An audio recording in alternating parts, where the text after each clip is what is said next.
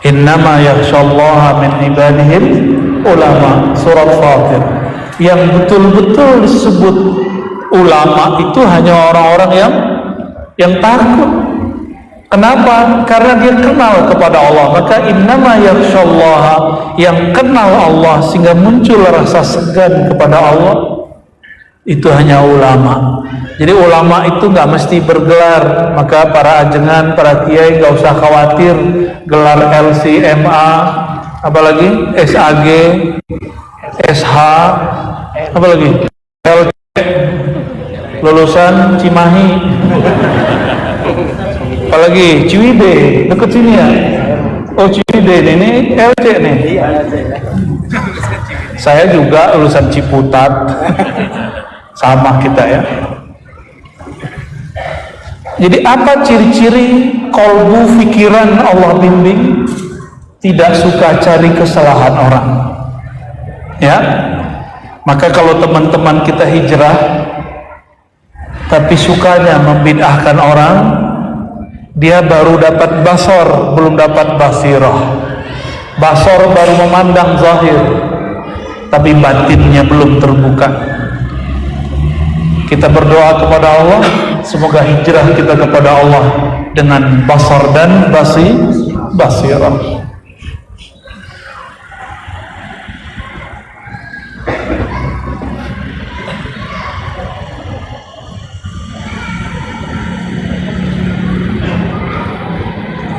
Ini kita baca yang pas untuk kita aja ya. Imam Abu Madyan berkata di hikmah berikutnya, man arafa Allah istafada minhu fil yaqazati wan naum.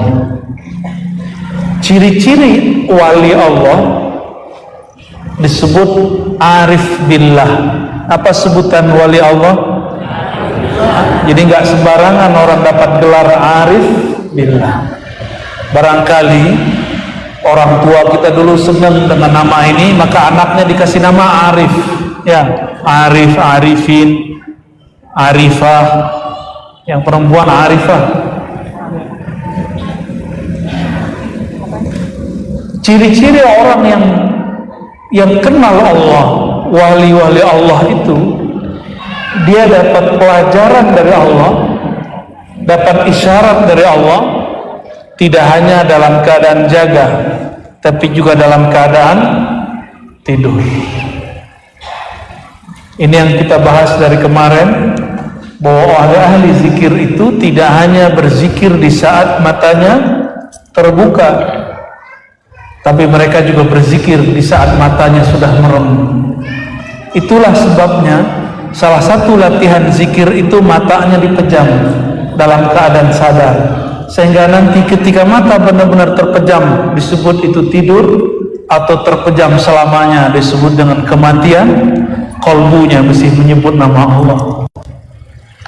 Ada seorang ulama dari Indonesia, Sumatera dahulu, sakit, jantungnya bermasalah, diperiksalah di Malaysia, di salah satu rumah sakit kalau nggak salah di Malaka.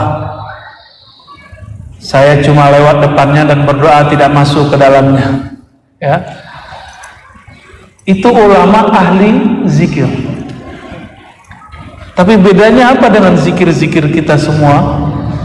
Dia punya zikir yang khas, nanti terbukti secara kedokteran. Ada seorang dokter, kita nggak usah sebut namanya, dokter jantung. Ketika dia memeriksa jantung si bapak ini, kalau jantung bunyinya gimana? Duh, duh, duh, gitu, benar nggak? Gitu ya, bunyi jantung. Tapi si dokter jantung ini yang dia dengar bukan apa yang dia dengar, Allah, Allah, Allah, Allah, itu yang dia dengar. Dia kira dia halu. Antara halu sama yang asli kan mirip-mirip. Akhirnya dia panggil dokter yang lain, kamu coba dengar, saya salah dengar atau tidak? Coba perawat juga, semua mendengar sama. Yang terdengar di kalbunya Allah, Allah, Allah. Merindinglahnya orang. Ternyata itu orang adalah salah satu guru ahli zikir dari Sumatera Utara. Saya samarkan namanya, ya, namanya masyhur. Takut ada yang mengkultuskannya. Beliau ini sudah banyak jasanya, ya. Ditanyalah, Tuan Guru mengajarkan zikir apa? Disebutlah, saya mengajarkan zikir di dalam qalbu. Lagi sadar zikir, jangan nunggu sakarat dulu baru zikir, ya. Kalau sudah berlatih mengingat Allah dalam keadaan sadar, maka orang ini akan Allah berkahi, dapat memahami tentang Allah dalam keadaan tidur. Insya Allah. Nabi itu kalau mimpi hitungannya apa? Nabi kalau mimpi dihitung apa? Wahyu atau bukan? Kalau wahyu di Sorayang nama temen ya. Ru'yal anbiya wahyun. Jika seorang nabi bermimpi itu wahyu. Maka ketika Sayyidina Ibrahim bermimpi, mimpinya adalah perintah dari Allah Subhanahu wa taala. Sang anak juga seorang nabi, dia faham bahwa mimpi adalah wahyu, maka dia mengatakan satajiduni insyaallah minas sabirin. Tidak masalah wahai ayahanda, lakukan tugasmu, insyaallah engkau mendapatiku orang-orang yang sabar. Bapaknya nabi, anaknya nabi. Coba kalau anaknya bukan seorang yang kenal Allah, apa kata dia? Pak, kamu sudah gila. Ya kan? Berarti mimpi penting gak? Penting. Cuma hari ini karena orang sudah sibuk dengan dunia sosial media, sudah jarang punya mimpi yang indah. Ya, matanya tertidur itu dalam memandang alat-alat itu. Sehingga kalau mimpinya adalah melihat orang yang dia tonton. Syukur-syukur yang dia tonton guru ngaji. Kalau yang dia tonton yang nanya, ya nggak apa-apa juga sih ya, nggak dosa sih.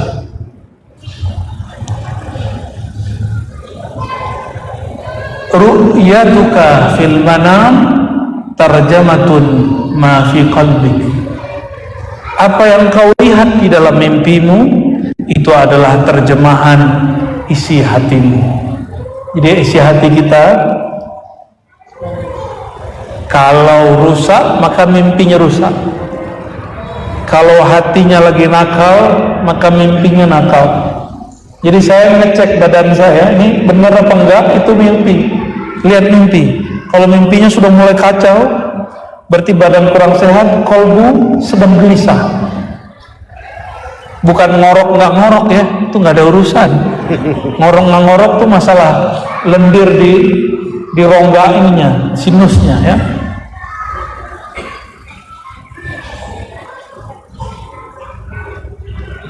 Man ruziqa halawatal munajah zala anhu an-naum. Kenapa sulit bangun malam hari? Karena belum diberi nikmat bermunajat. Man ruziqa, siapa yang diberi anugerah nikmatnya bermunajat, zala anhu an-naum. Jangankan ngantuk, tidurnya hilang. Selama pandemi dulu, kayaknya udah lama banget ya, padahal kemarin ya. Emang memori kita pendek sekali. Dulu kemana-mana pakai masker. Orang batuk lebih bahaya daripada orang kentut. Bener ya? Apalagi yang bersin, semua orang mengambil jarak. Padahal kalau bersin sunnahnya yarhamukallah, kan gitu. Ini gak langsung kita jauh-jauh.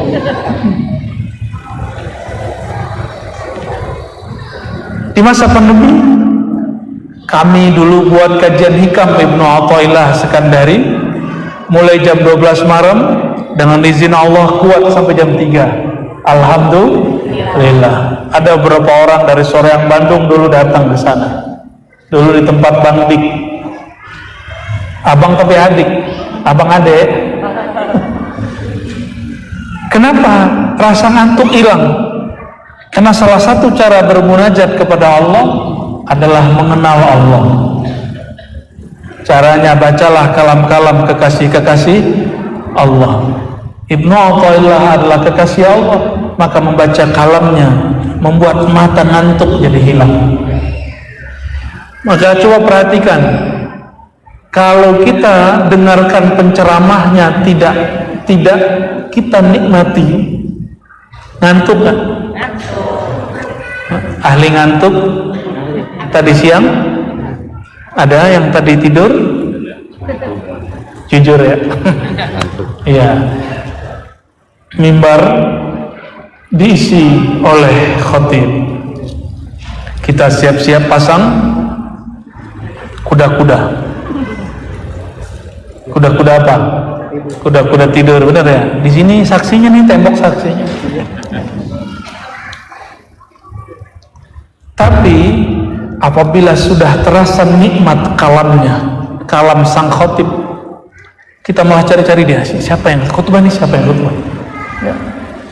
Dulu saya pernah ngantor, teman ngantor saya ini jamaah kita dulu, tapi karena kita sekantor, dalam rapat ada pendapat yang tidak selaras, akhirnya dia nggak nyapa saya.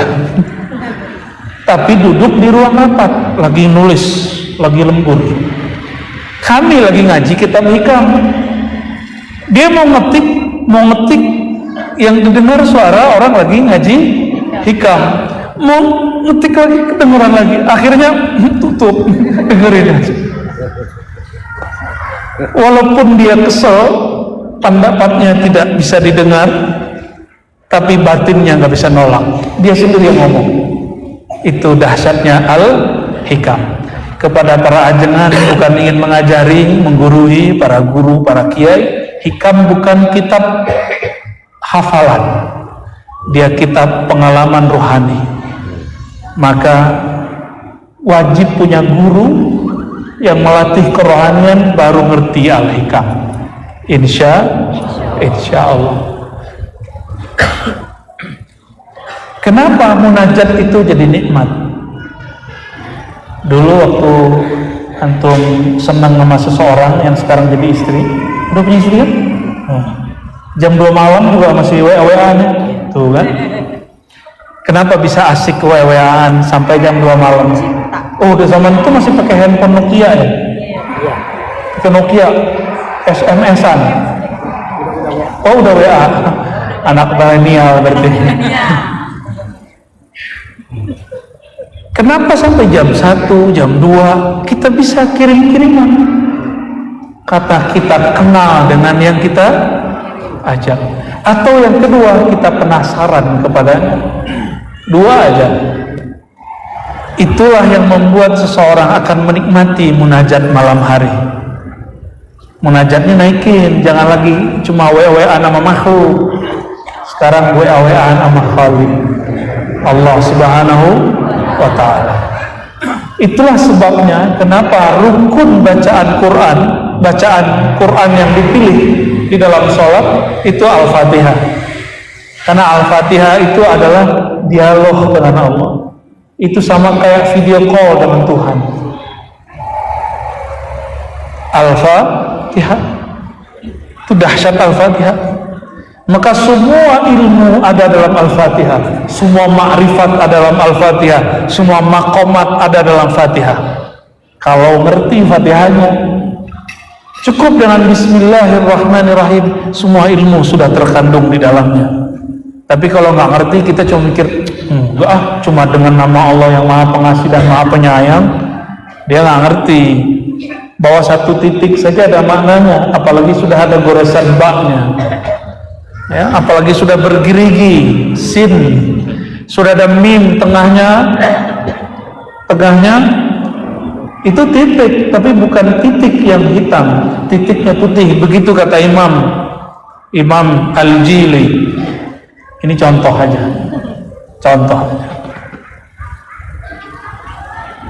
Bismillah juga ada banyak macam. Tadi Bismillah mau tidur apa? Pas Jumatan, Bismillahirrahmanirrahim. Kalau malam pertama Bismillahnya apa? Kalau mau berangkat keluar rumah, Allahumma, Bismillahirrahmanirrahim lagi. Bismillahi tawakkaltu. Kenapa bukan Rahman Rahim? Beda. Kalau mau nyembelih, Bismillahnya pakai apa? Kenapa nggak pakai Rahman Rahim? Kalau pakai Rahman Rahim, itu pisau jadi tumpul, nggak tega gitu. Apalagi ada Bismillah naik kapal, naik pesawat sama. Bismillahirrahmanirrahim, mursaha, macam-macam Bismillah. Ada Bismillah penyerahan, Bismillah wala haula wala quwwata illa billah. Ada Bismillahnya Nabi Khidir, Bismillah la yasukul khaira illallah, Bismillah la yasrifu su'a illallah, Bismillah makana min ni'matin fa min Allah, Bismillah la haula wala quwwata illa billah. Macam-macam. Setiap nabi itu punya Bismillah yang lain, dan setiap kekasih Allah punya khas Bismillahnya.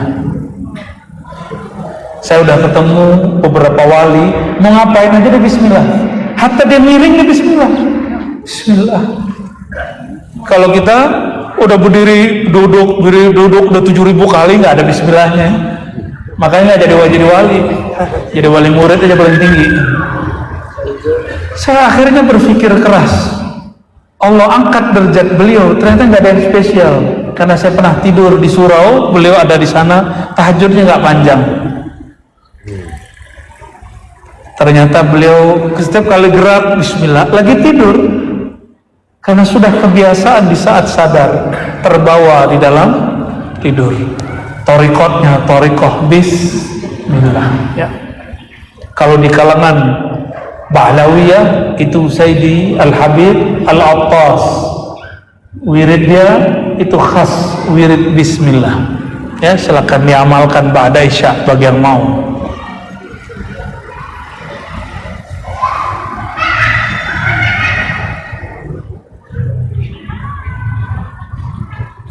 Gimana? Udah cukup belum? Lanjut. Lanjut ya. Sering dengar ada orang ngaku-ngaku makomnya tinggi, wali, ngaku jadi mursyid, ngaku ahli zikir, ngaku tarekat banyak. Kayaknya saya semua tuh ya. Astagfirullahaladzim.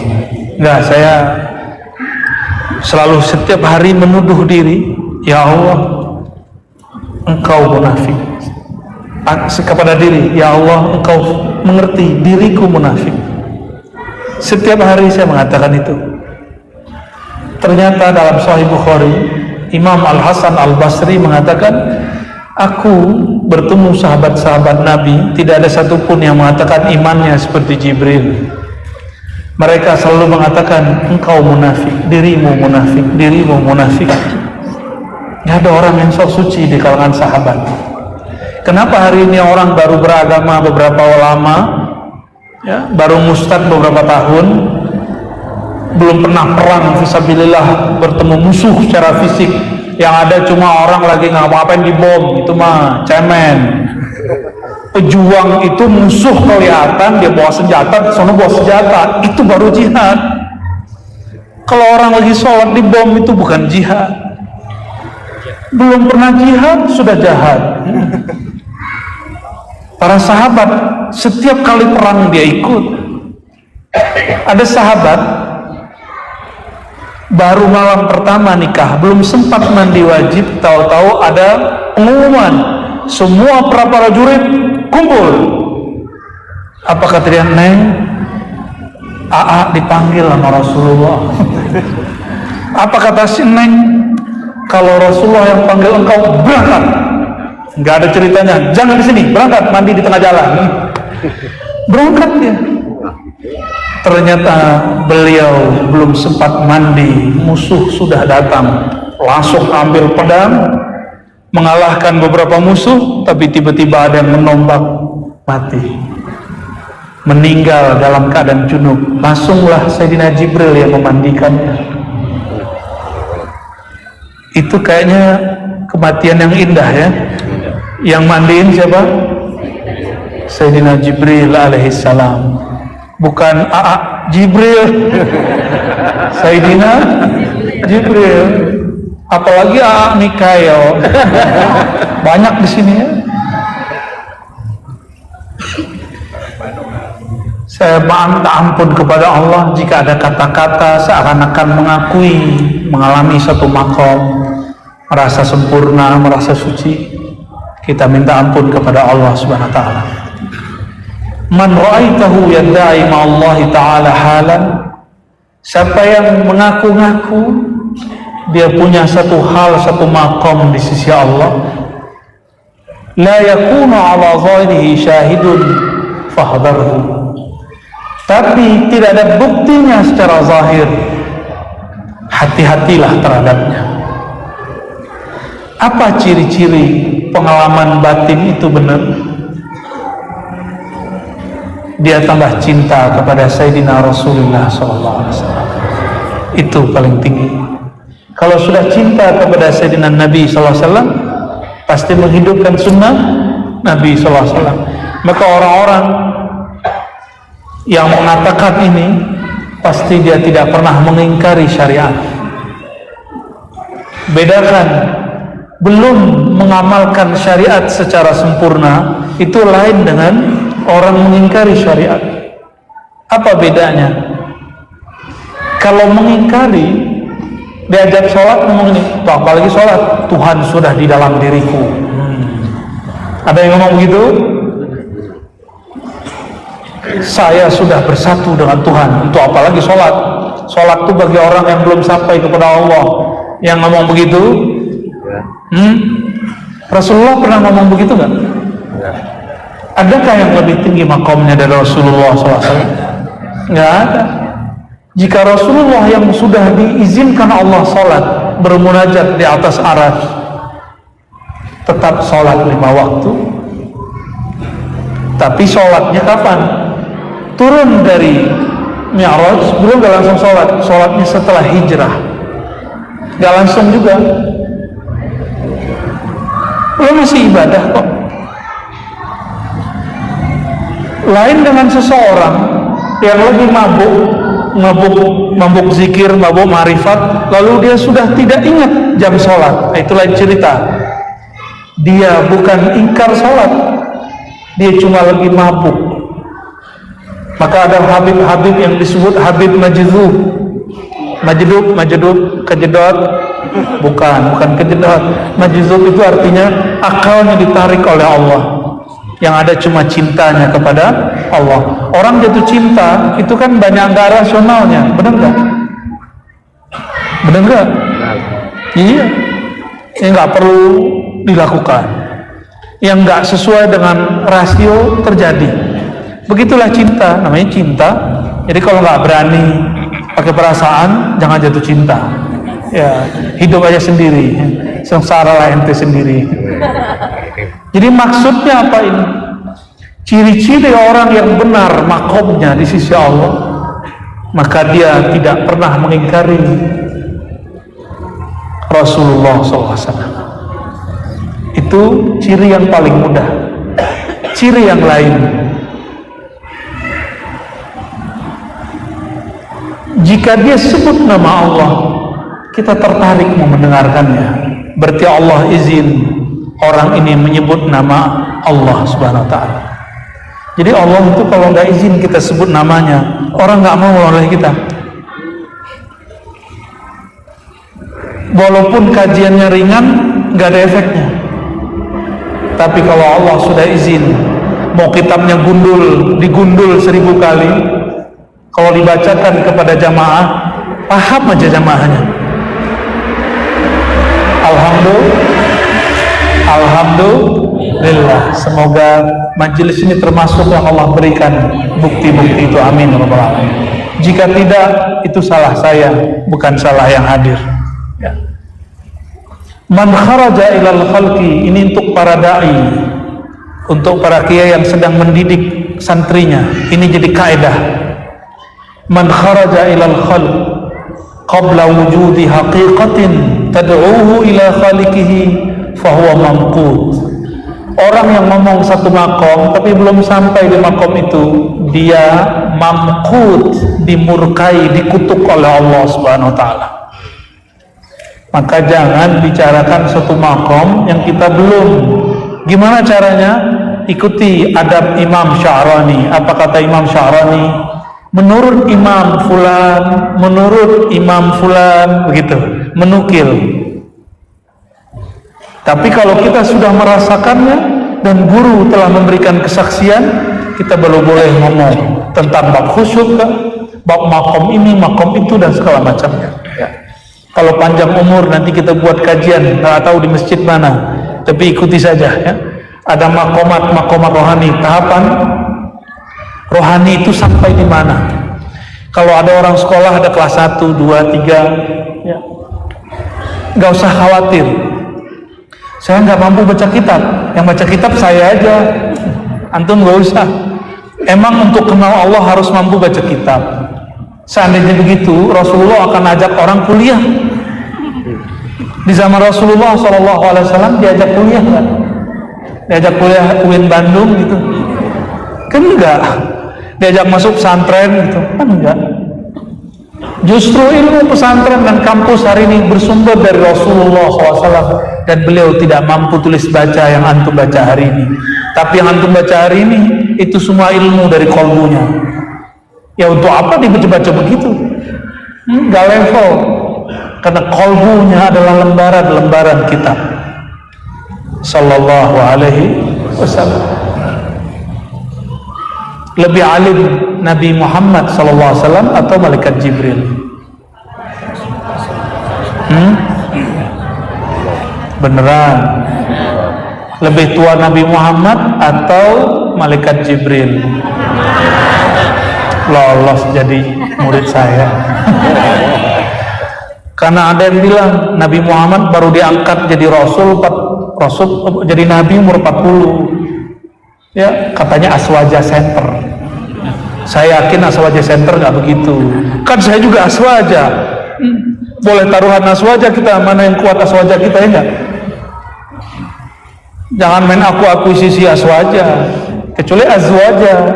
Saya belum.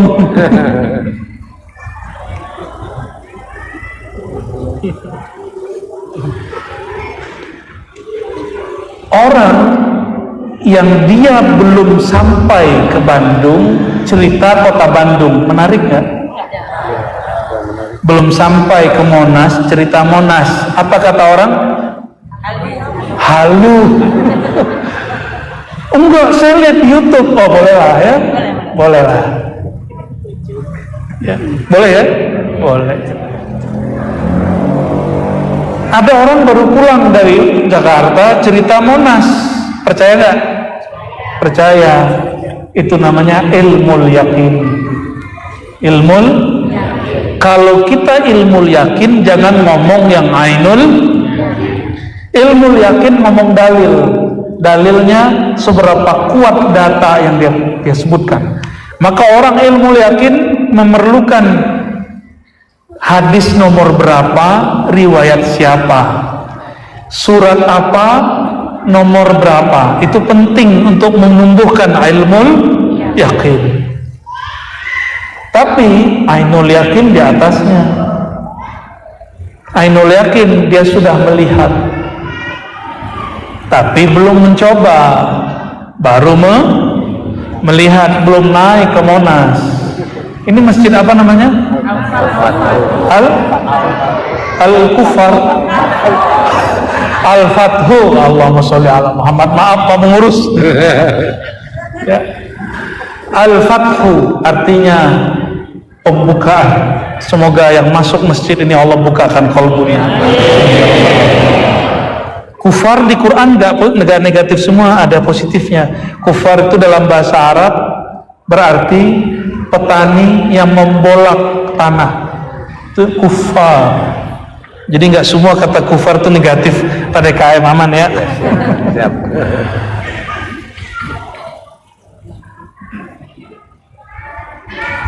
Apabila seseorang membicarakan sesuatu yang dia belum lihat, maka dia harus buktikan dengan dalil. Jadi dalil teks nomor sekian itu dibutuhkan bagi orang yang sedang ingin menumbuhkan ilmu yakin, namanya iman. Tapi kalau ingin lebih tinggi, langsung ke sana. Coba tulis apa ya, madu, lalu gigit-gigit tulisannya, terasa nggak manisnya? Nggak bener? Serius nih? Itu kan madu. Itu kan madu. Tulisannya, yang madu hakikinya belum. Ada orang nggak pernah nulis MADAU, tapi dia minum hampir tiap hari. Kata kawan, jangan minum madu, itu pahit. Kita sudah coba bahwa itu manis. Kita ngikut siapa? Kita yang sudah coba. Kalau ada orang bilang itu bid'ah, gimana? Hah? Justru kita bingung. Ini yang teler, yang gila, aneh apa ente? Zikir la ilaha illallah itu nikmat. Mau sir dikecilkan suaranya atau dikeraskan, nikmat. Tiba-tiba ada orang ngomong bid'ah, saya bingung, itu gila saya apa dia? Ya, yang jahil saya apa dia? Dan sedihnya ada seseorang, dia belum menikmati la ilaha illallah, lalu ada orang membid'ahkan zikir la ilaha illallah berjamaah, dia ikut-ikutan. Kenapa? Karena belum menikmatinya. Ya.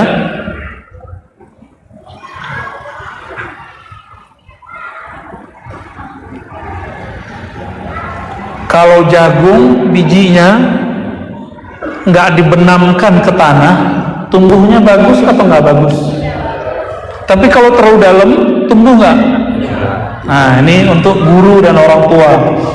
Jadi guru dan orang tua jangan terlalu longgar kepada anak, jangan terlalu keras kepada anak. Kalau terlalu longgar, si anak mau eksis sebelum waktunya. Maka si bocil itu minta motor, umurnya baru 6 tahun. Kalau Dimas anaknya berapa tahun? Yang terakhir 4 bulan. 4 bulan. Oke, ada yang 12 tahun nggak? 9 tahun. Kalau minta motor dikasih nggak? Nggak, saya kemana? Saya anak loh. Ternyata kalau orang tua menahan pemberian kepada anak, itu karena sayang kepada anak, benar gak? Allah lebih sayang kepada kita daripada orang tua. Jika Allah menahan satu doa belum dikabulkan, usaha belum sukses, berarti Allah tahu engkau jika diberikan kesuksesan, engkau akan lupa, engkau akan celaka. Siapa murid Nabi Musa yang kaya lalu pura-pura nggak kenal Nabi Musa? Namanya siapa? Korun. Makanya anak kecil sekarang kalau gali-gali tanah cari harta karun katanya.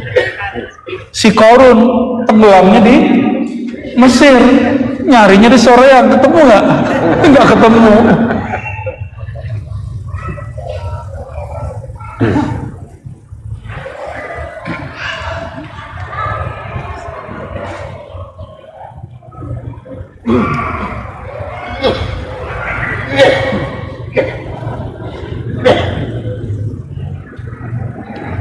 Oke, yang gampang-gampang aja ya.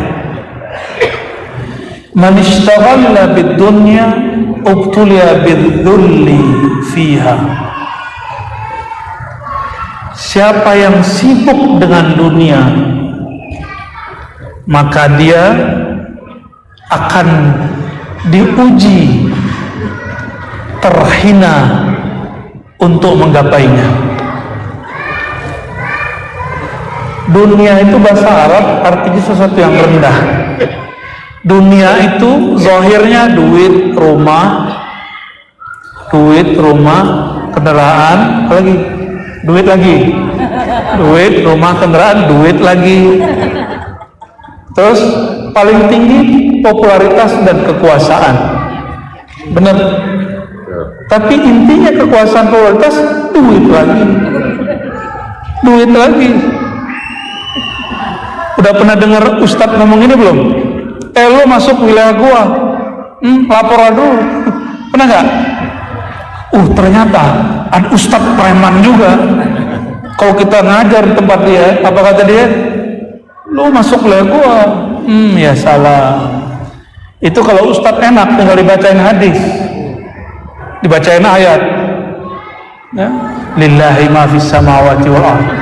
Langit dan bumi milik Allah, bukan milik ente. Ya. Kok ada ya? Saya juga heran. Semoga di sore nggak begitu ya. Kita kalau ada ustadz baru, kita senang. Kenapa? Tugas kita berkurang. Gitu ya. Jangan kemudian bilang, saingan gua nih.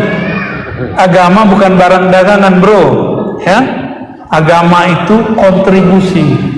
Kalau ada orang kontribusi kepada agama ini, berarti dia telah meringankan tugas kita. La ta'ma nuqsani nafsik fatutgha. Jangan pernah engkau buta terhadap aib dirimu. Di mata ada aibnya, melihat yang gak benar, yang tahu kita doang kan. Cuma karena ditutup kopiah sama jilbab, kayaknya soleh-soleha semua ya.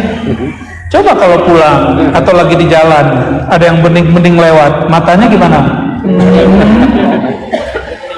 Kata Pak Ustadz, yang pertama untukmu, maka dia gak kedip-kedip tuh. Allahumma sholli ala sayyidina Muhammad. Tapi yang paling bahaya, kha'inatul a'yun, khianatnya mata yang hasad. Mata kalau hasad tuh cara mandangnya beda.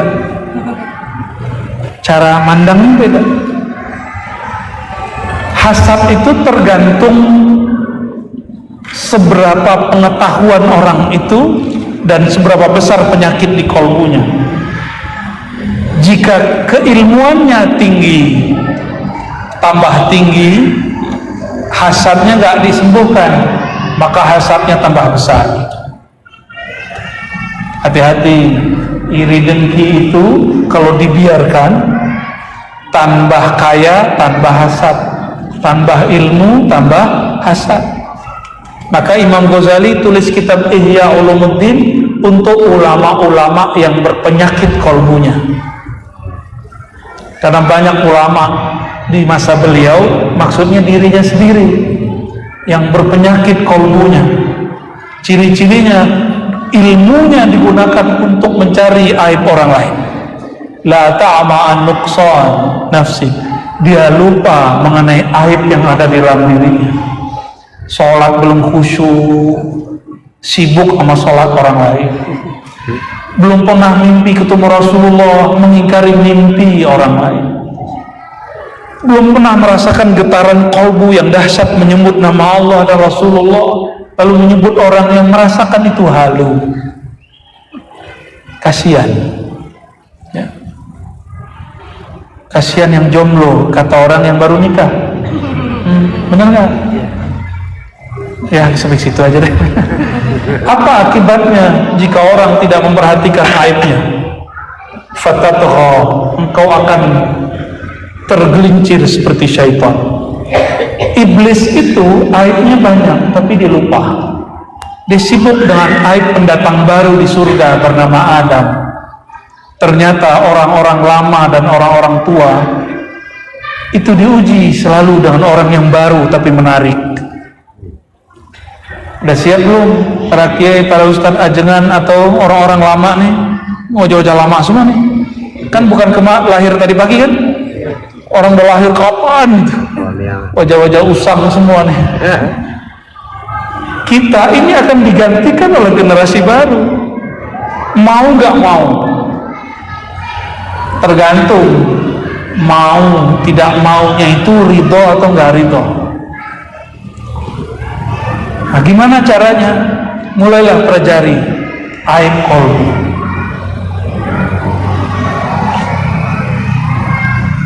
Man tazayyana bizailin fahuwa maghrur. Siapa yang berhias dengan sesuatu yang zail, zail itu yang akan binasa, fahuwa maghrur, dia telah tertipu. Dunianya Ustadz ini, saya ngomong diri saya sendiri, kalau pakai jubah begini tambah alim nggak? Tambah ganteng.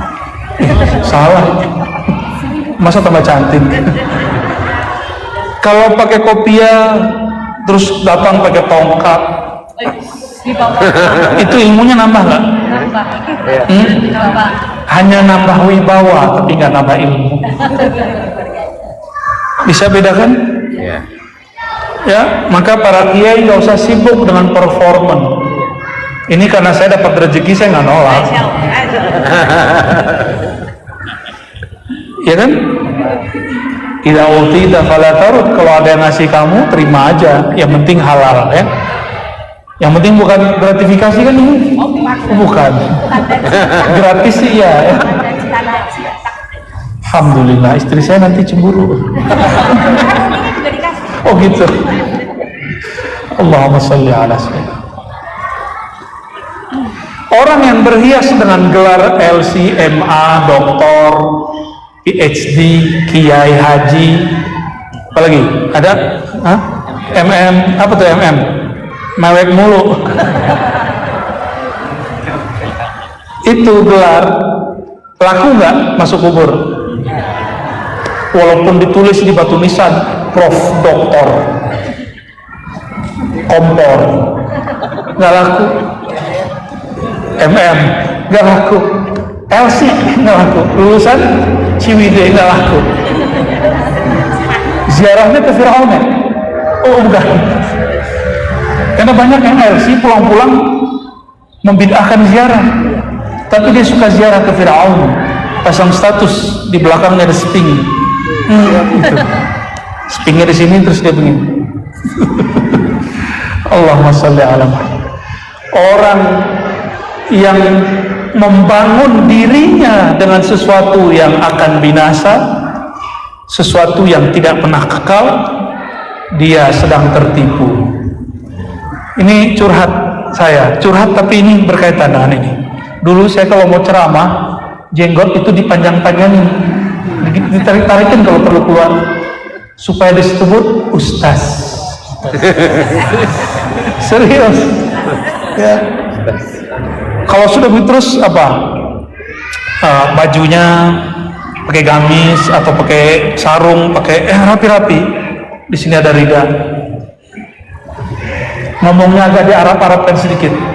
Assalamualaikum warahmatullahi wabarakatuh. Alhamdulillahirabbil alamin. Dulu begitu. Saya kira dengan begitu orang akan percaya saya adalah ustaz. Waliullah katanya, waliullah. Baru dengar malam ini Pak, waliullah. Ternyata nggak ngefek. Jamaahnya dari dulu 3, 4, 5, paling banyak 15. Kenapa? Istilah Arabnya kebanyakan. Akhirnya jamaahnya hanya mengarab maklumi. Istilah Arabnya semuanya.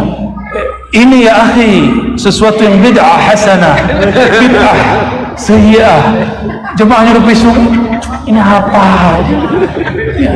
Dalam mustalah Arabiyah, ini sesuatu yang mamnu' mahzur fi syariah. Itu istilah, semuanya akan hilang. Jamaah itu nggak akan menganggap kita ustaz karena istilahnya Arabi aja terlalu. Bukan itu. Cobalah lihat kiai-kiai di kampung-kampung, baca jazakumullah tapi kolbunya dahsyat. Benar gak? Jimnya jadi za-nya jadi jim, tapi kolbunya bergetar. Kita apakah ainnya sudah patah-patah, lidah dan sakit, tapi tidak menggetarkan sama sekali. Saya ketemulah kiai di pelosok Jawa, ngomong medok, baca baknya sangat fasih. Bismillahirrahmanirrahim. Haknya itu agak lebih fasih lagi, rokim. Tapi jika dia menjelaskan satu teks, dia ngomong pakai bahasa Jawa, tapi hati saya kok enak dengarnya. Ternyata dia tidak hanya ngomong dengan bahasa Jawa, dia mengikut sertakan bahasa kolbu. Itu yang mahal. Itu yang mahal. Ya. Jadi gaya-gayaan kalau mau ceramah itu tidak kekal. Yang kekal itu ilmu, karena ilmu milik Allah. Oke, jadi jangan sibuk dengan performa. Tapi boleh nggak pakai baju yang bagus? Senang banget harus.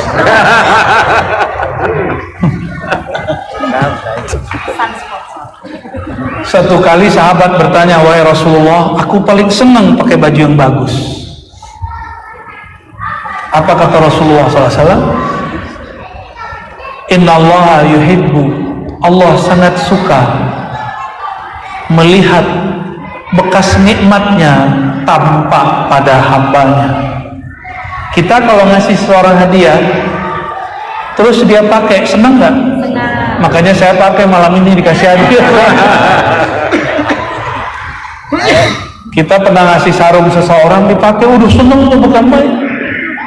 Senangnya bukan main. Walaupun cuma dipakai sekali. Maka Nabi SAW, tapi jangan antum amalkan yang ini ya. Ketika diberikan baju oleh seseorang, dipakai jubah. Dipakai, belum lama dipakai, tiba-tiba ada yang berdiri, ya Rasulullah, dengan nama Allah aku mohon bajumu, baju engkau. Nah, gitulah. Ini nggak boleh diamalkan. Suka-suka aja ya. Alhamdulillah. Lalu apa yang Rasulullah katakan? Baik, saya duduk sebentar. Duduk sebentar. Ingin menyenangkan yang beri. Akhirnya jubah itu diberikan kepada siapa? Orang yang minta. Tapi dia dibuli oleh para sahabat. Karena sahabat cinta dengan Rasulullah. Apa kata mereka? Kamu ini nggak punya perasaan. Tuh, nggak punya perasaan. Modus. Rasulullah baru diberi hadiah, tapi engkau berani memintanya. Ini alasan nih. Alasan nih ya. Tahu-tahu orang itu jawab dan semuanya diam. Tahukah kalian ini untuk apa? Ini untuk kafanku. Ternyata dia sudah merasakan bau tanah. Ini nggak boleh jadi kain kafan, jadi nggak boleh minta. Allahumma sholli ala sayyidina. Emang ada mayat jenazah dikafani pakai baju alvis? Langsung sial dunia akhirat.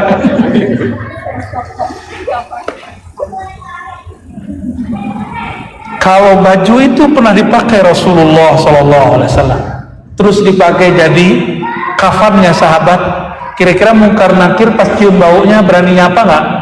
Berani negur nggak? Siapa Tuhanmu? Berani nggak? Nggak. Sama kayak penjaga masjid ketemu Pak DKM, berani nggak dia negur? Lu siapa? Ditanya balik, lu siapa? Kan begitu ya?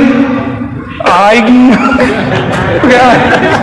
Allahumma sholli ala Muhammad. Kalau bahasa halus siapa? Oh, kurang. Abdi. Keren beruang. Allahumma sholli ala Muhammad. Ini kajian penutup. Jam berapa nih?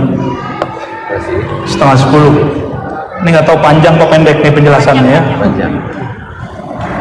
Apa ciri-ciri orang Indonesia mengistilahkan sesuatu Arabiah, tapi istilahnya tidak tepat.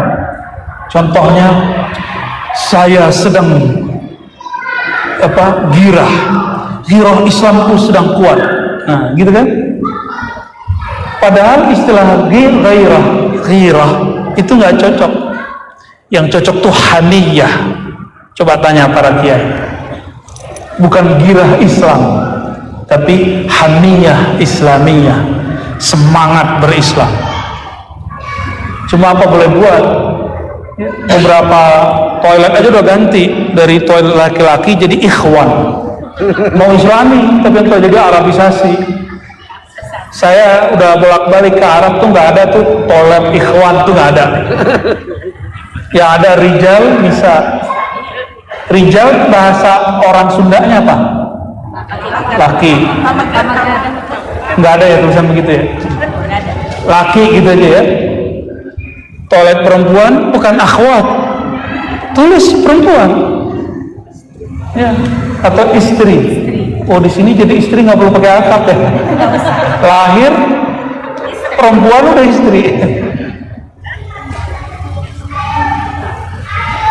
Al-haniyah, semangat beragama itu dibagi 3. Jadi orang kalau berghirah Islamnya kuat atau haniyah Islamnya kuat, maka dilihat dari 3 indikator. 1, indikator zahir badannya. Al-haniyah fil abdan tarkul mukhalafah bil jawarih. Orang yang terlihat bergairah Islamnya, ciri lahiriahnya, tubuh ini dia tidak biarkan mendurhakai Allah Subhanahu wa ta'ala. Itu ciri-cirinya. Artinya mulai mengurangi maksiat, baik di keramaian ataupun ketika sendiri. Ujian iman itu kalau sendiri sama mojok berdua, itu ujian iman. Jadi cek orang beriman bukan lagi di masjid, tapi ketika dia sendiri. Kita sendiri ngapain? Buka yang benar atau yang nggak benar? Itu pencirian imannya kuat atau tidak kuat.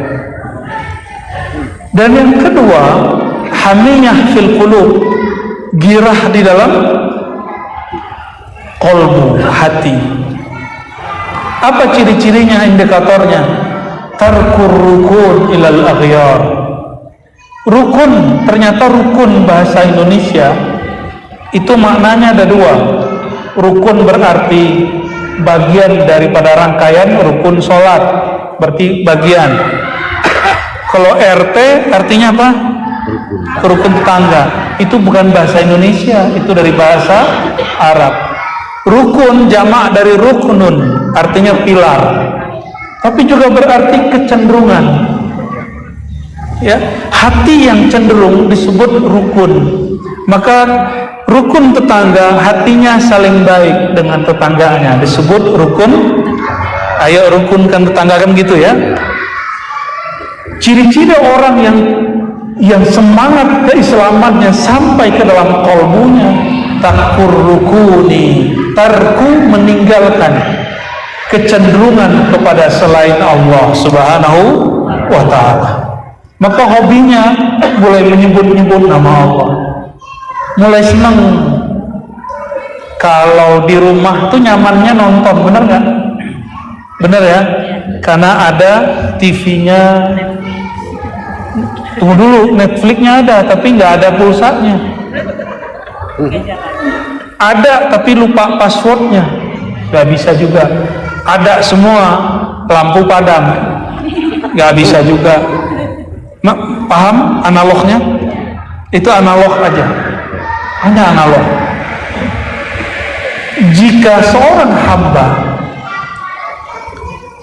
sudah berbayar premium kolbunya, ya, artinya dia sudah terhubung kepada ilmunya Rasulullah SAW, lewat ulama siapa, thariqat apa, mazhab apa, maka nanti jika dia sendiri, dia akan nyetel Netflix di kolbunya, YouTube di dalam jiwanya. Karena film di dalam kolbu lebih menarik daripada film yang ada di ya. Nonton nih, dulu awal-awal punya parabola masih ingat nggak, nonton dari pagi sampai pagi lagi ya kan? Gelisah nggak? Pikiran tenang? Nggak tenang. Dibeliin PS, sekarang PS berapa? 5. Main dari pagi sampai malam, itu gelisah loh. Kok bisa gelisah? Beli handphone, gadget baru, senangnya 1 jam 2 jam, sudah lancar, udah hilang penasarannya. Tapi jika orang dia sudah sampai semangat beragamanya masuk ke dalam kolbunya, ada banyak menu di dalam kolbu. Pernah nggak nonton, buka-buka di YouTube, cuma cari-cari nggak jadi nonton, udah setengah jam cuma nyari doang. Ya bener, buka Netflix segala macam, setengah jam cuma search, mencari, nggak pernah menikmati, malah tambah bingung. Itulah nasib orang yang nggak punya karakter, yang nggak punya amalan, yang nggak punya guru. Ikut banyak pengajian, ketika pulang bingung mau ngamalin yang mana nih. Kebanyakan wiridan, kata guru ini jalan cepat kepada Allah, kata guru ini jalan cepat kepada Allah. Ikut guru ini apa ini? Maka untuk pemula, untuk orang-orang seperti kita, sebaiknya guru rohani satu, tapi guru ilmu zahirnya banyak. Gitu ya, guru zikirnya gak usah banyak-banyak, tapi kalau dengerin ceramah boleh banyak-banyak.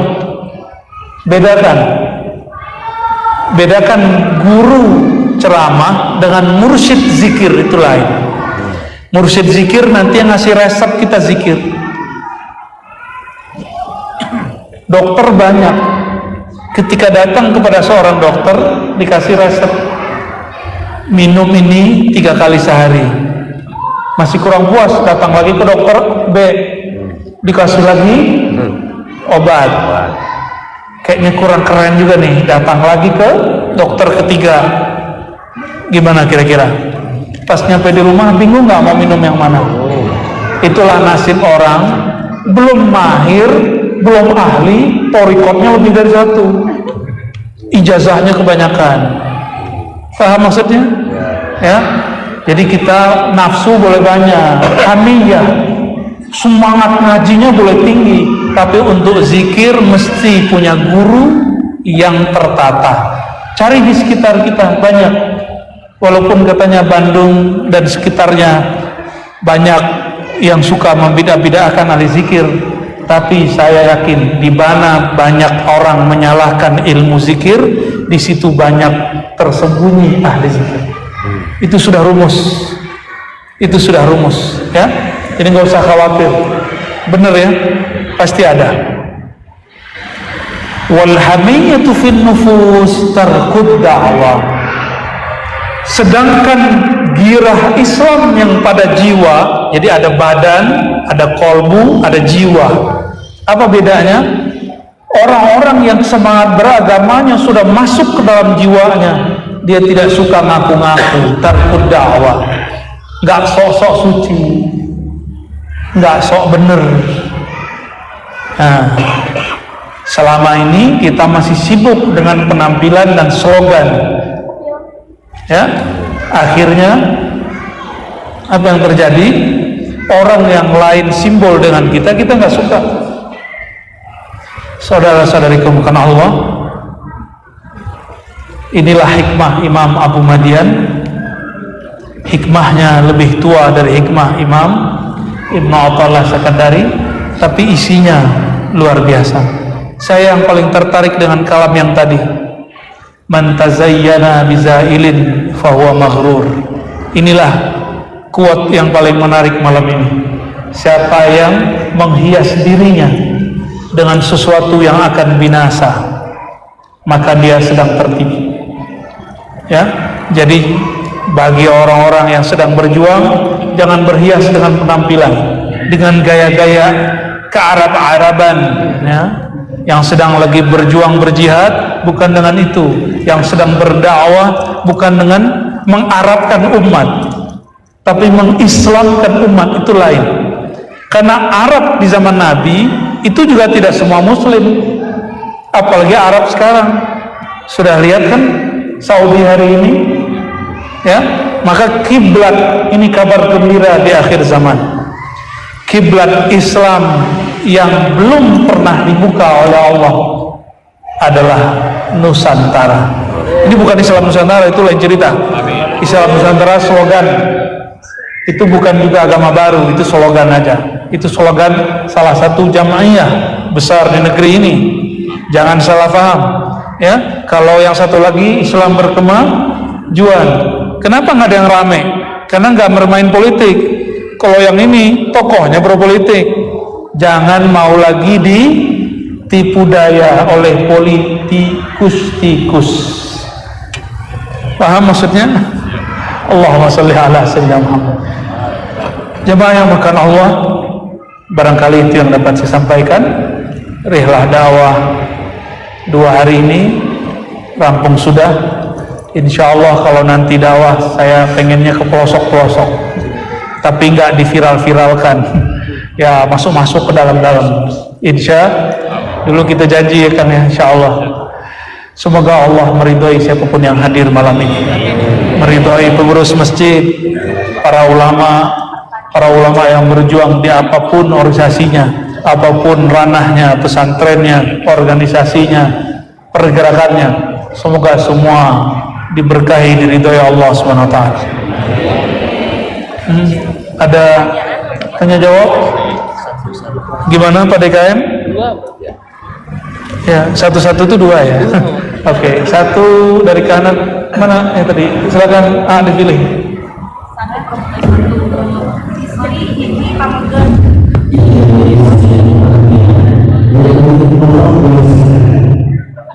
Wah, kan nih.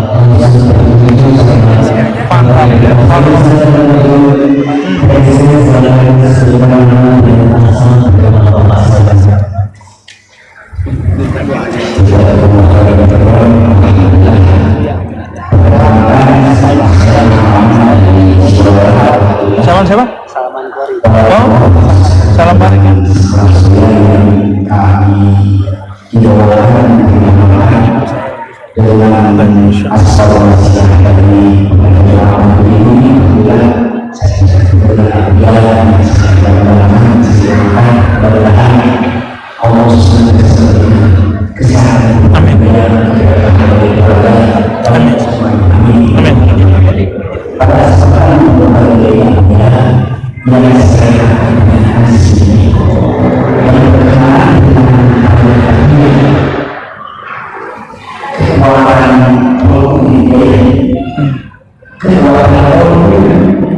Yang mana saya sendiri sedang belajar, di mana belajar sama sendiri dan mana belajar sesuatu baik ada teman saya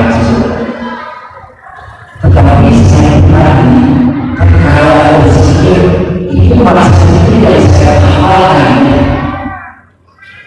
Jadi kalau sesuatu mungkin dalam proses tapi saya pada saat itu kita dari mereka untuk supaya kita itu kekuatan. Oke, baik. Apalagi dengan situasi sekarang. Baik. Terima kasih. Assalamualaikum. Jawab pendek aja ya. Kiat supaya kolbu kuat, jangan bergantung kepada yang binasa. Guru akan binasa, binasanya guru adalah muafat. Kadang-kadang pamor guru sudah binasa di mata kita karena murid salah adab lalu melihat aurat aibnya guru. Maka berdoalah kalau ketemu guru, ya Allah tutuplah aib guruku di hadapanku.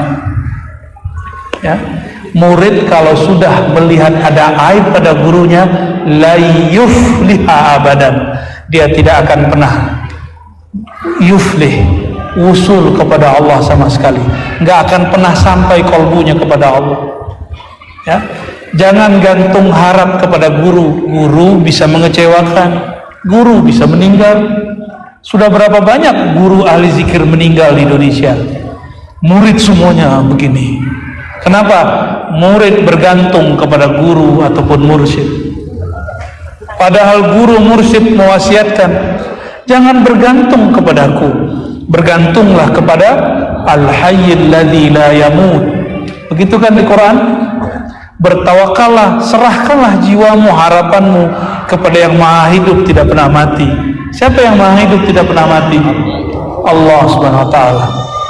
Jadi gantung harap kepadanya.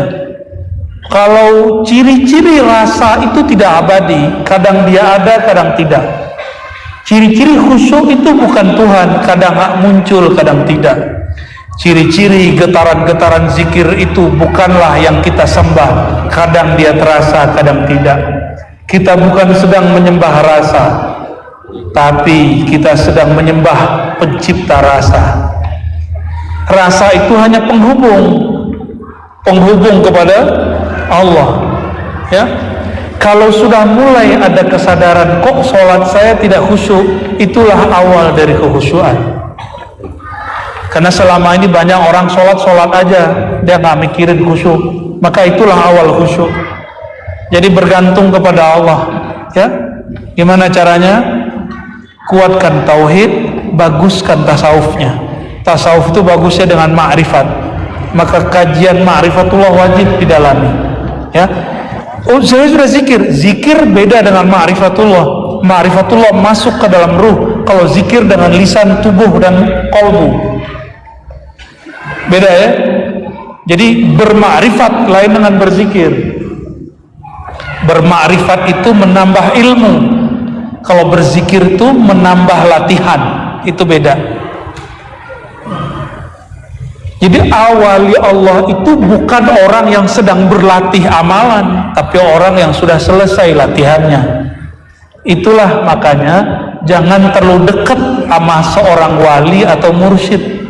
Karena kalau terlalu dekat kebakar. Maksudnya apa kebakar? Kalau guru mursyid kan nggak perlu lagi dia latihan kayak kita. Dia hatinya sudah kuat. Cukup dia istighfar sejenak, kolbunya sudah mulai dahsyat. Kita istighfar 100 nangis juga belum. Zikir kita udah 1000 juga mungkin tambah bosan. Kalau wali Allah, dia nyebut nama Allah sekali dan langsung bergetar kolbunya. Kita ini kayak motor lama nggak dihidupin, di apa namanya, starter, ternyata akinya habis. Di apa lagi namanya, diselah-selahkan gitu ya. Ternyata nggak hidup juga. Kenapa? Karena sudah lama nggak dihidupin. Berarti harus ganti busi. Sama dengan begitu. Harus ada yang dikorbankan di dalam diri itu supaya dia bisa diganti. Itu rahasia sedekah. Itu rahasia memaafkan orang. Orang yang memaafkan orang lain, dia sedang mengganti businya, ganti akinya. Orang yang suka berbagi kepada orang lain, dia sedang mengorbankan sesuatu dari dirinya. Itu rahasianya ya. Udah zikir, udah tobat, udah semua, kurang sedekah berarti. Ya. Oke, terakhir siapa? Pilih A.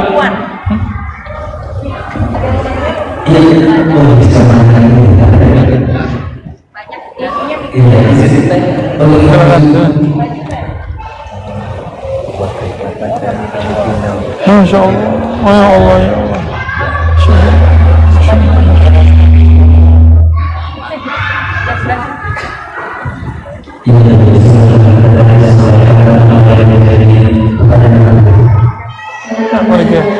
Ya, ridho aja Ki, ridho. Ini mas santriku ini. Ya.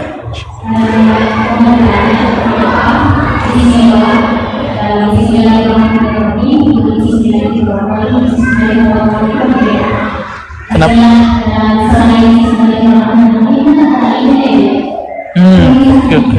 Ya.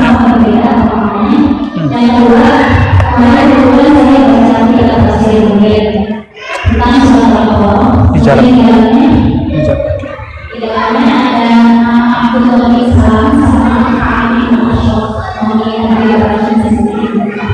Oke.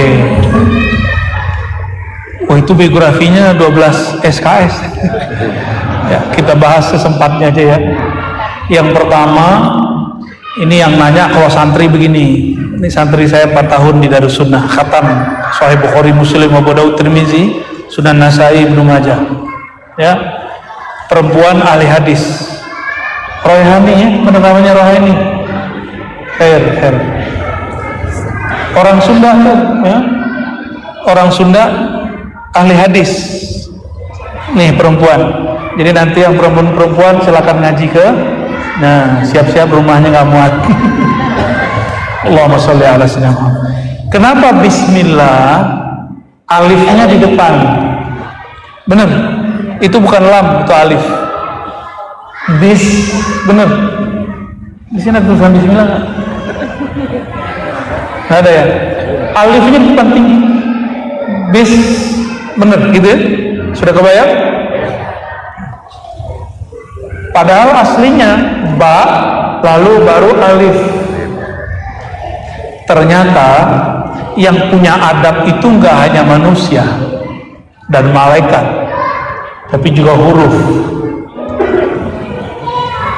Namanya ma'rifat ilmil huruf. Di dalam kitab Khatmul Auliya, imam ahli hadis yang juga seorang wali Allah namanya Al-Hakim At-Tirmidzi. Ini sudah khatam kami baca selama pandemi, alhamdulillah. Silakan dicari di YouTube-nya, masih ada barangkali. Wali-wali itu ciri-cirinya bukan terbang, kebal, nyembuhin penyakit, bukan. Tapi wali Allah itu cirinya mengenal rahasia-rahasia huruf.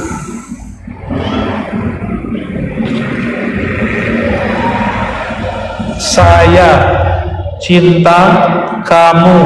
Itu kalau S-nya hilang satu jadi apa? T-nya hilang gimana? Cina. Betapa dahsyatnya huruf. Huruf hilang, makna berubah. Maka al-harfu ruhul kalimat. Huruf itu ruhnya kalimat. Kita kan mengira huruf itu begitu-gitu aja. Ternyata huruf itu punya alam sendiri, punya raja sendiri, punya rakyat sendiri. Ini bukan halu, Pak. Ini ilmu, ada di kitab semua. Imam Al-Jili, Imam Al-Buni, Imam Ibn Arabi, Imam Syazili, imam, mereka sepakat mengatakan bahwa huruf itu adalah satu alam, satu umat yang berbeda dengan umat manusia. Itulah sebabnya jika ada mushaf Quran gak boleh ditaruh sembarangan, karena huruf itu ada alamnya, ada dimensinya. Ya, itu sebabnya ditulis Bismillahirrahmanirrahim, digulung, dibawa, ente jadi sakti kalau nulisnya benar. Ya. Imam Ahmad bin Hambal, Ibnu Qayyim, dan imamnya Salafi namanya Ibnu Taimiyah mengatakan, ini imam Salafi nih, imam Wahabi, bukan imam yang kebanyakan imam kita. Kalau orang nulis di kertas, ditulis di kertas nama Allah, terus dijadikan untuk tameng, penjagaan diri.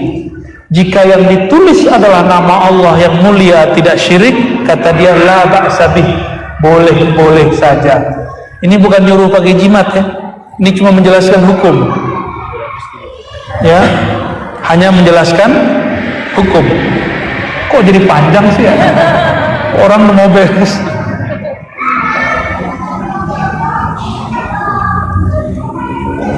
Kenapa? Karena huruf yang ditulis itu penting. Ketika kita baca huruf hijaiyah, yang duluan alif atau ba? Alif bata atau ba alif ta? Bata. Karena alif itu simbol Qul huwallahu ahad. Ahad, Allah Maha Esa. Maka keesaan itu didahulukan.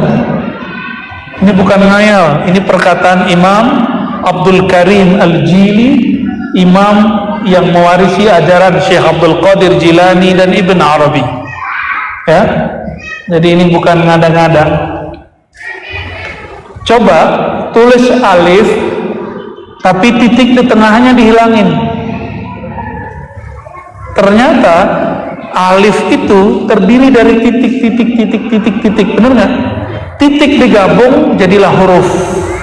Benar? Paham? Dalam ilmu rohani, titiknya alif itu 7. Coba dibuat, kalau orang ahli kaligrafi nulisnya seperti ketupat, ditulis 7, jadilah alif. Coba lihat anak-anak kita waktu kecil belajar di TK, kan ada yang di titik-titik, itu dia. Gabungan titik itu huruf. Maka titik itu ditaruh di bawah alif ba. Apa makna titik? Aslu kulli syai', asal segala sesuatu.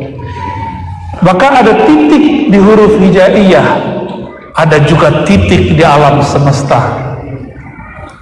Nah, itu yang nggak boleh saya buka, cuma boleh muqaddimahnya. Ya, kan cuma nanya kenapa alif duluan, ya kan? Itu jawaban pendeknya ya. Tapi kalau tidak pakai alif, nulis bismillahnya, nggak ada rahasianya, nggak dapat rahasia asrornya. Langsung ba-nya naik kebalik, langsung rahasianya hilang karena kurang adab. Allahumma sholli ala. Ilmu huruf itu ilmu adab. Kaligrafi kan ada yang disatu-satuin gitu ya.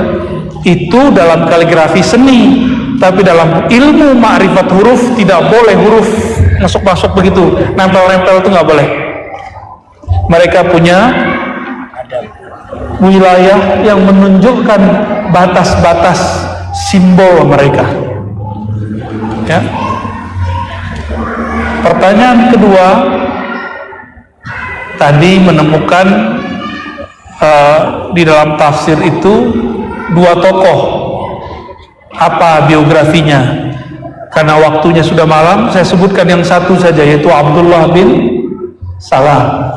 Abdullah bin Salam ini keluarga Yahudi Madinah.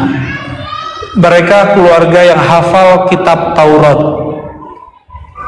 Keluarga hafal, bibinya hafal, pamannya hafal, ayahnya hafal, cucunya hafal.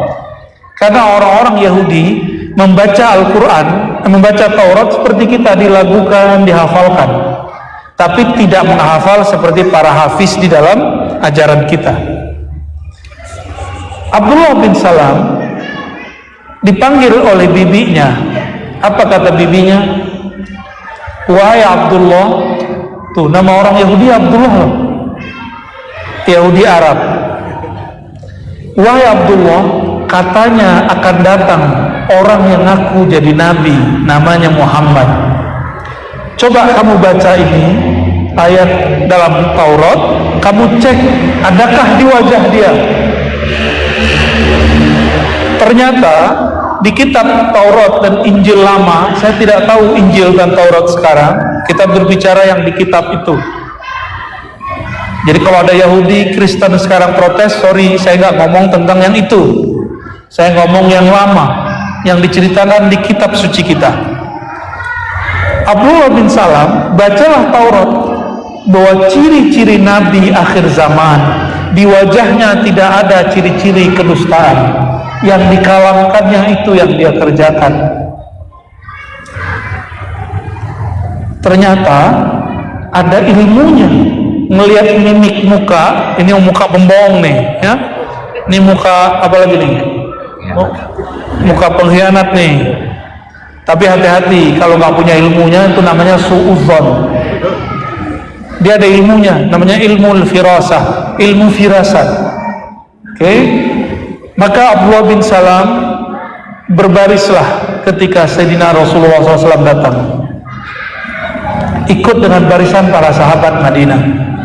Dilihat Nabi Muhammad SAW naik onta. Setiap suku mengatakan, wahai baginda, mampirlah di kampung kami. Jika engkau berminat, bangunlah rumah atau tinggallah di tempat kami. Apa kata baginda Rasulullah SAW? Biarkanlah ontaku berjalan, karena dia sedang dibimbing, diperintah oleh Allah Subhanahu Wa Taala. Di saat itu dilihatlah oleh Abdullah bin Salam wajah Nabi dipaskan dengan hafalan dia. Apa kata dia? Masya Allah, Masya Allah, Masya Allah. Ma ra'aitu fi wajhi kizban. Aku tidak melihat di wajahnya ada kegelapan bohong. Kita kalau lagi bohong sama istri, ketahuan kan? Itu kebaca tuh. Ya benar ya? Ya. Yang belum punya istri, sorry. Ada mimik yang nggak bisa. Jadi wajah ini terjemahan kolbu. Mau dia cantik, mau dia berjerawat, dia akan menerjemahkan. Gak ada urusan nama bedaknya, sama jerawatnya. Urusannya di sini. Jadi nggak usah khawatir. Yang wajahnya ada kawah-kawahnya ya, nggak ada masalah. Abdullah bin Salam kemudian pulang ke rumah. Dia lapor kepada bibinya dan dikatakan, ya amati, ma ra'aitu fihi kizban, ma ra'aitu fi wajhihi kizban. Aku tidak melihat di wajahnya ada kebohongan, kebohongan, kebohongan. Yang ada apa? Sidqan, kejujuran. Maka beliau bergelar bersifat siddiq. Sifatnya siddiq itu sifat yang diturunkan kepada Sayyidina Abu Bakar As-Siddiq. Inilah Abdullah bin Salam. Adapun yang kedua, waktunya sudah habis. Ya, cukup ya. Insya Allah rihlah berikutnya kita kajian kitab lagi. Lebih asik kan ngaji kitab? Benar? Ya, sehingga pengulangannya sedikit. Kalaupun lucunya berpaham. Gitu. Jadi senyumnya itu udah berat. Kalau biasanya senyum nggak beradab, ketawaannya nggak ada adabnya. Masa di masjid ketawa kayak di warung ya? Kalau mau ketawa di sini, ketawa kayak tadi tuh, berwibawa. Allahumma salli ala Sayyidina Muhammad. Semoga yang hadir malam ini Allah tambahkan ma'rifat dalam kalbunya, tambahkan syukur di dalam jiwanya, tambahkan sabar di dalam dirinya, ditambahkan cinta kepada Allah, cinta kepada Rasulullah sallallahu alaihi wasallam. Ala hazidniya wa likulli niyatin salihah. Al-Fatihah.